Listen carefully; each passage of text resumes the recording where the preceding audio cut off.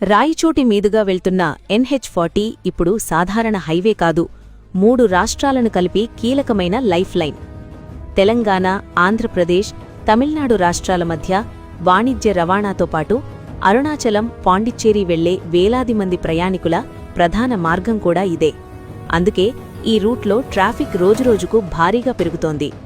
అయితే ప్రమాదాలు ఎక్కువగా జరుగుతున్న ఘాట్ ప్రాంతానికి శాశ్వత పరిష్కారంగా 5.7 కిలోమీటర్ల టన్నులు నిర్మించాలని NHAI నిర్ణయించింది. మరి పనులెందుకు ప్రారంభం కాలేదు? ప్రస్తుతం DPR అంటే డీటెయిల్డ్ ప్రాజెక్ట్ రిపోర్ట్ తయారీ జరుగుతోంది.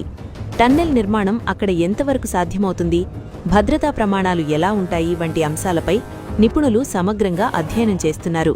అందువల్ల DPR పూర్తి కావడానికి కొంత సమయం పడుతోంది. అది పూర్తయిన తర్వాతే టెండర్లు పిలిచి నిర్మాణ పనులు ప్రారంభించనున్నారు. మరోవైపు కడప నుంచి రాణిపేట వరకు NH40 ఇప్పటికీ 2 లేన్ల రహదారిగానే ఉండటానికి అలైన్మెంట్ వివాదాలు, భూసేకరణ సమస్యలు, టెండరింగ్ ఆలస్యాలే ప్రధాన కారణాలు. ఇప్పటికే ఈ మార్గంలో ట్రాఫిక్ భారీగా పెరిగింది. చిన్న ప్రమాదం జరిగినా 3 రాష్ట్రాల రవాణాపై తీవ్ర ప్రభావం పడుతోంది. అందుకే DPRను త్వరగా పూర్తి చేసి టన్నెల్ నిర్మాణాన్ని వేగంగా ప్రారంభించి ప్రజలకు మరింత సురక్షితమైన, వేగవంతమైన ప్రయాణ సౌకర్యాన్ని అందించాలని మనమంతా కోరుకుందాం.